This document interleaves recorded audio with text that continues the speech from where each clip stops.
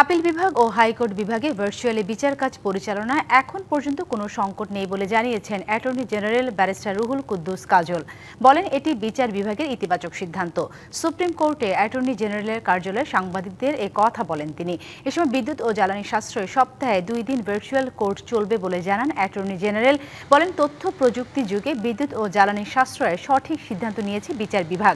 জানান, শারীরিক আদালতের চেয়ে ভার্চুয়ালি বেশি মামলা শুনানি হচ্ছে, আইনজীবীদেরও তেমন কোনো সমস্যা হচ্ছে না। মূলত সকাল থেকে আপিল বিভাগ, আপনারা জানেন, 9টার সময় মাননীয় প্রধান বিচারপতির নেতৃত্বাধীন আপিল বিভাগ শুরু হয়েছে এবং আমি বেশ কয়েকটি মামলা ডিসপোজাল আমি দেখেছি। তবে তথ্য প্রযুক্তি ব্যবহার করার মাধ্যমে আমরা যে আদালত পরিচালনা করছি, আমি এখনো পর্যন্ত কোনো সমস্যা বোধ করিনি। আমাদের যত ল অফিসার আছে, আপনারা জানেন যে আমাদের এখানে 330 জন ল অফিসার বর্তমানে কর্মরত আছেন। তো বিভিন্ন আদালতে অনলাইনে ঢুকে তাদেরকে দেখেছি, তারা সেখানে দায়িত্ব পালন করছেন।